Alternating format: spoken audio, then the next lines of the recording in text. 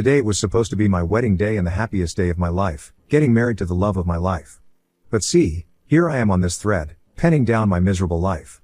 I, 37M, was about to be married to Brianna, 29F, today. I had proposed to her a month ago and she was elated about it.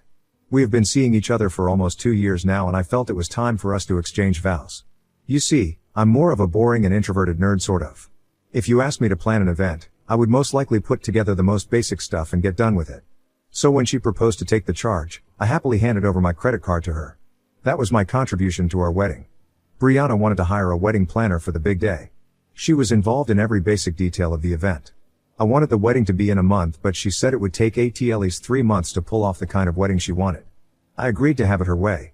I met the planner once to seal the deal and the next time I met them, my world crashed. Brianna shortlisted 2 wedding planners for me to meet and finalize one. We finalized Mira. She was damn good at her business. That was it, I know. The preparation was going on. I got busy at work, trying to wrap up my work before the wedding. We had planned for a week-long honeymoon to Paris, so before that I had to wind up my work. Brianna used to update me on the progress and I was cool with that. The planning was going on fine. Then one day, Brianna told me that Mira met with an accident and fractured her knees.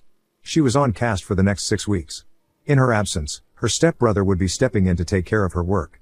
Few days after this, I asked Brianna if everything was going okay, and she said yes. Mira's brother was handling it well. 2 weeks before our wedding, the venue we had earlier decided had to be cancelled due to sudden rain predicted on those dates. It was an outdoor location. So we had to switch to something indoor. They shortlisted the banquet hall of a 5-star hotel. Brianna asked me to spare some time to visit the new venue and write a check to them. I took 2 hours off from my work, picked up Brianna, and drove to the location. Mira was there with her brother. She had recovered from her injuries, but her brother was still handling the arrangements. We 4 were waiting for the manager in charge of the booking to arrive. Few minutes later, a middle-aged woman arrived. She introduced herself as the banquet hall manager and straight went to greet Brianna, saying, "You must be the bride. The glow of your face speaks for itself." Our friends were also saying that Brianna had been glowing ever since I proposed to her. While the wedding could be a reason, there were other factors too. Brianna turned pale on seeing that lady and was cutting her in between. After hugging Brianna, that lady greeted Mira's brother and said, "You're a lucky man to have such a gorgeous woman as your fiancée. No wonder you were unable to take your hands off her." Brianna grinned and intervened. There must have been some misunderstanding. The lady, trying to assure Brianna, said, "Oh, don't be embarrassed. You guys are so much in love and going to be married soon. I run this hotel. I see so many couples making out in the elevator every day. So no big deal for me." Mira sensed the discomfort in the situation and pitched in, but it was too late. She said, "Okay, we were here to discuss the final quotation of the venue." I stood up and left without saying a word. I couldn't sit there pretending nothing had happened. I understood what exactly had been going on there. Brianna ran behind me, trying to stop me. I closed the elevator on her face, rushed to the parking lot, and drove off. I could see her chasing my car in the basement. That 15-minute drive to work was the most difficult drive for me.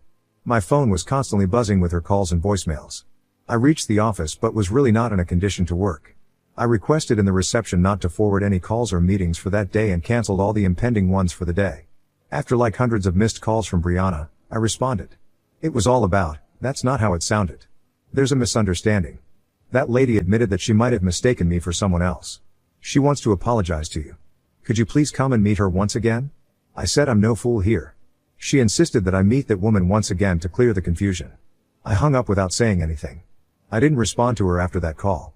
In the evening, I got a call from Mira. She said she was sorry to interfere in our personal matter, but she also requested me to meet that woman and see for myself what she had to say. I said I don't know. I'm not in the right state of mind right now. After thinking a lot about it, I decided to give her the benefit of the doubt and meet that woman. I didn't tell Mira or Brianna about it. The next day, I again went to the hotel and asked for that lady. I was escorted to her cabin and she apologized to me. She said she might have seen someone else and mistakenly took it for Brianna. I wasn't convinced by her reason. I mean, she could be confused about one person but not both of them. She said, "Maybe I saw Brianna and that young man together during their site visit, and next instance I saw some other couple making out and got confused." I asked her if she could show me the camera footage of the elevator on the day Brianna visited the venue. She suddenly turned pale and stammered her way to say that she couldn't. It was beyond her company's policy to show the camera footage to the outsiders. This security policy was understandable, but her behavior was still suspicious to me. I asked her why she was explaining herself and why she needed to be so apologetic. She said she was worried about getting fired from her job if Mira complained of her big mouth behavior to the hotel owner. I mean the hotel lost its bookings due to her nosiness. I said, look, I don't believe your reason at all, but if you're worried about your job, I can assure you that it won't be affected. I called Mira right in front of that lady and told her I was canceling the booking for the venue and she shouldn't do anything to jeopardize that lady's job. Mira asked me if I had met that woman. I said yes, and she has cleared the confusion from her end, but I still want to call off the wedding and it has nothing to do with the hotel manager. Mira said okay and hung up. That woman thanked me for it. While I was leaving, she asked for my card. I gave it to her. Later in the evening, I got a call from her and she told me that she had actually seen Brianna with that wedding manager guy and there was no confusion. She had agreed to lie to me to save her job. Brianna had begged her to lie and even softly threatened her that she would complain to the management about her nosy behavior. I asked her why she is speaking the truth now. She said I was kind to her and she wanted me to know the truth because she had a broken house due to a cheating husband. So she understands the pain of betrayal. Fair enough. I didn't tell anyone about this. I'm not that social of a guy, my work keeps me busy. I have a close-knit bond with my siblings, but I didn't tell them or my mom either. Meanwhile, Brianna kept sending me cute texts and selfies. I'm yet to block her or even confront her about the truth. Though I understood the truth on the very first meeting with this lady, meeting her for the second time got me thinking about Brianna's cruelty. I mean, how could she stoop so low to threaten that woman for her job and force her to lie? Now I wonder if I really know the woman I was supposed to be getting married today. Edit, I didn't go home on D-Day. I spent the night at my office. The next day I met that woman at the hotel and things became crystal clear. That evening, I called Mira and asked her to come down to my office. When she was here, I told her I wanted to terminate the contract. I was ready to pay whatever it was under their policy and some extra compensation for her loss, but she politely refused it. She charged me whatever was within the contract. She even gave me an extra refund out of empathy. But I think it's her guilt because our life got screwed because of her low-life brother. She said she would initiate the exit formalities and mail me. It was sorted. Brianna was still texting me, asking me when would I come home, and all those loving and caring messages. She flipped when Mara sent the contract termination email. Brianna panicked, called me asking me to come home and talk this out like adults. I responded that she needs to vacate my house and there's nothing left to be talked about. She came down to my office, but I asked my reception desk to not let her inside my cabin and tell her I was busy. I called and asked her to leave. I said I was not in a state to have any rational conversation with her and that she should not bother me for some time. She vacated the house with her essentials but left the car. It was gifted by me on her last birthday. I have been holding myself strongly until now, but today was supposed to be my wedding. Calls from friends and relatives are making it worse. I have switched off my phone from the morning. Update 1. Spent the next week living in a cocoon, limiting my conversation only with my senior staff for work-related stuff. I asked my wedding planner to do me a favor and send the cancellation email to all the guests who were invited. That led to a flooding of calls and texts from pretty much everyone. My side of people were worried about me. Her family and friends were behind me for reconciliation. Brianna was still telling everyone that I had called off the wedding over some stupid misunderstanding. I let it be. After a week of sulking and brooding over my sorrows, I had to move my ass to work. I don't have the luxury of just moving out of the city and disappearing like others I read on this subreddit. I wish I had that luxury. Now, I'm cursing myself for even trying to get into this love shit. Gladly, I have been away from all these for so long. I should have been that way. My friends were right in saying I'm late for the wedding bells. It has to do with my family setup. My dad passed away when I was in college final year, leaving his manufacturing business to me. I have a sister and a younger brother. Sister was in freshman year when dad passed and my brother was still in high school, so eminently everything came to me. Our business was not sort of a multinational level that could operate with the board and trustees without the owner's presence. It's a mid-size manufacturing business where someone needs to actually run the show to survive. I was quick to jump into the boat and take it over. We had no other option. We had a house mortgage, and a college education to fund my siblings and support my mom. She is not a working woman. I worked hard to learn the business and tried to scale it up. I was so worked up for all these years that my love life had been for a toss. I had a few flings here and there, but nothing got serious, not even casual relationships. Mostly it was one night and casual sex. I met Brianna 2 years back at a common friend's party. She was so bubbly and cheerful that I couldn't take my eyes off her. We started off a casual fling and didn't realize when I felt for her. She should get a lot of credit for putting up with my busy schedule. She had been patient and accommodating of my work commitments. That's why when she said she wanted a wedding of her choice, I readily agreed. She deserved to have a dream wedding, that's what I thought until now. I haven't told a lot of people the reason for our wedding fallout. Mom and siblings knew, and for the rest of others, they don't need to know. Brianna showed up at my mom's thinking she didn't know the truth. She requested Mom to help us reconcile. Out of respect, Mom didn't spill the truth and said she would ask me to call her. I didn't want to, but Mom convinced me to have closure. It's necessary to even move on. All the hows, whys, and whens need to be answered. I'm not sure if I really need closure or if I have moved on without that. I'll do it if I feel the need to have the answers. Edit 1. I have cancelled the honeymoon bookings we had for Paris. It was insurance covered, so I got the refund pretty much except for the flight booking. I cancelled it last moment. Edit 2. People calling her a gold digger, please don't use that word. I don't want to put all sorts of labels on her because she cheated. SBE cheated and I called off the wedding. That's it. I don't want to be disrespectful towards her unnecessarily. Update 2. Brianna showed up at my door last day. I knew she eventually would. If this was earlier, I might have got a restraining order against her, but now I think my anger has subsided. The pain is still there, but I think now I was ready to at least listen to her. I let her in. She wanted to hug me, but I blocked her. Before she started speaking, I said I know the truth, so better not manipulate it. She went numb for some time and said I'm here to confess, and went on to say that cheating was never intended, but it just happened. One thing led to another. When Mira injured her knee, I was terrified about the whole arrangement and also kind of annoyed. Her brother, Aaron, AP, took over her work and I kinda got more involved to make everything seamless. For the first 2 to 3 times I didn't even notice him that closely. Our conversation was very transactional. Only when we went for the wedding dress trial and the way he meticulously selected everything for me to match my taste and elegance, did I notice him. He was just being extra nice and sweet to me. I'm sorry, I know I screwed up. I kinda fell for his flirtatious comments about my beauty and features. Unknowingly, I was seeking validation from him. It was so flattering I couldn't resist myself. She broke down, bawling out her lungs. I asked her when they crossed the limits. She asked if I really wanted to know all the details. I said yes. She said, when we went to visit the hotel venue, Aaron picked me up. I was floored by his chivalry. In the car, he was trying to touch me but I didn't reciprocate it, but we eventually made out in the elevator. That's when that manager saw us. Coincidentally, she saw us again when we were leaving the hotel. We were making out again. I asked her if it was just that. She stammered, no. Then we booked a room in the same hotel and had it 2 to 3 times. It suffocated me so badly that I had to get up and take a tour to the front porch to gasp some air. Was that all? She said yes, and then on the next day, that lady at the hotel spilled out the truth.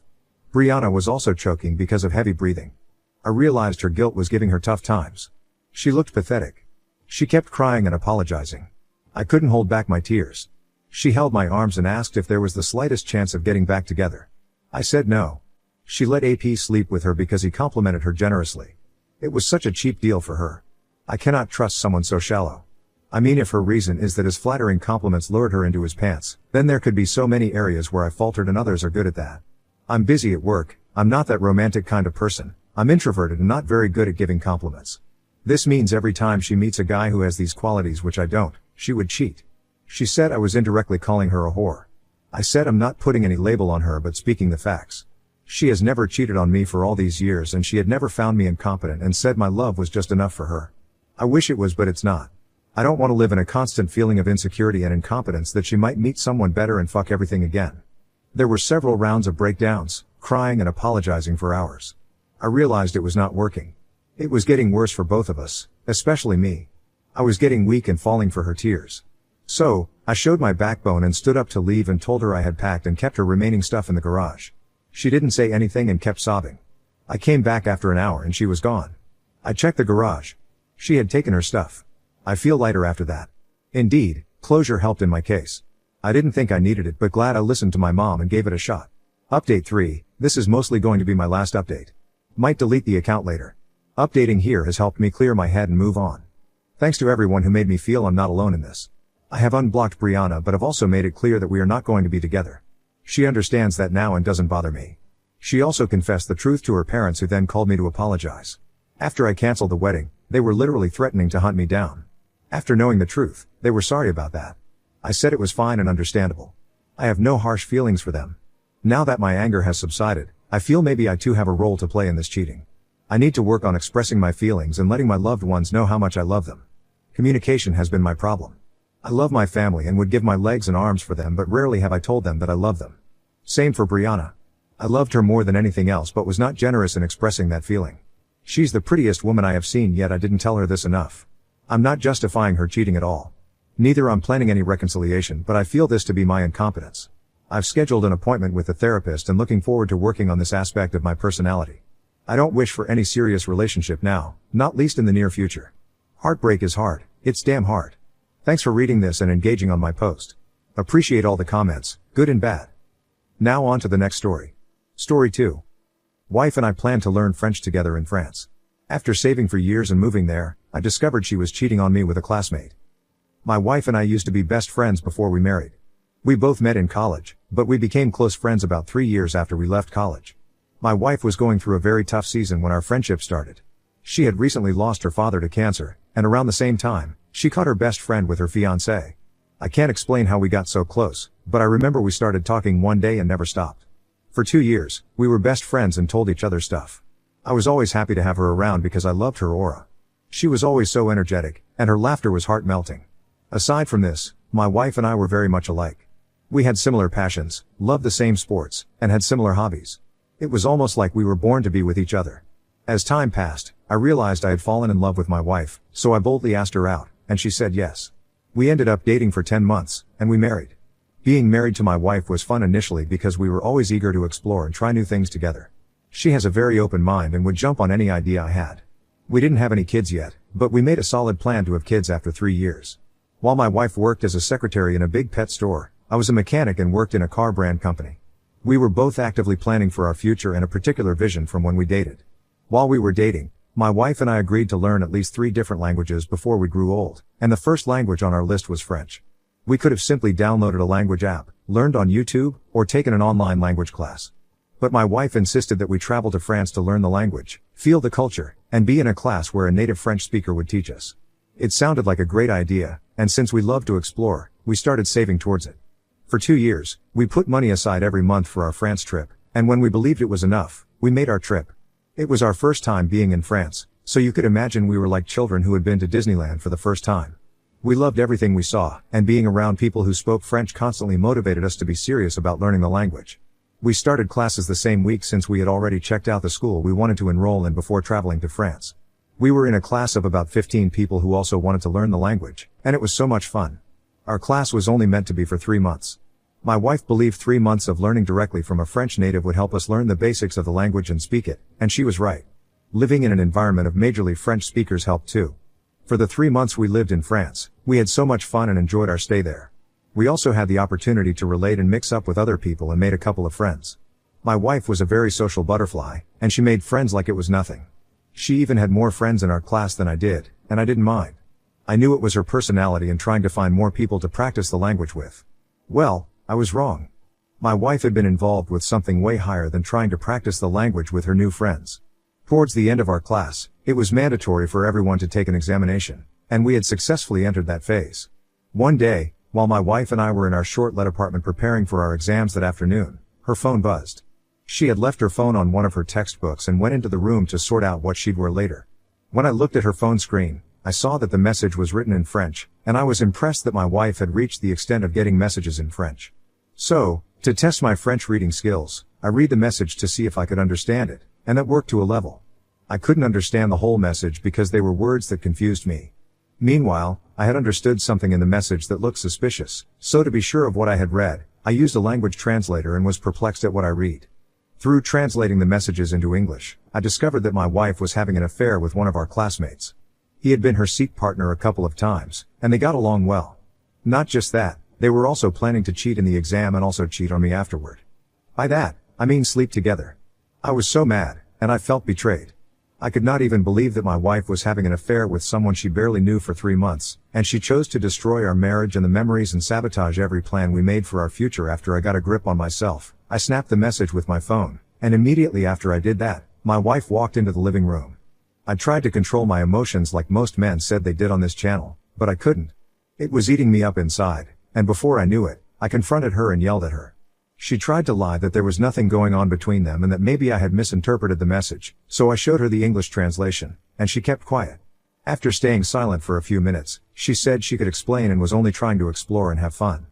I nearly exploded when she said that, but I had to stay calm and walk out of her. Immediately I left the house. I went straight to our school, and I showed the text message to the person I knew was in charge. When the text message reached the right people, all the previous exams my wife and her affair partner had written were automatically cancelled.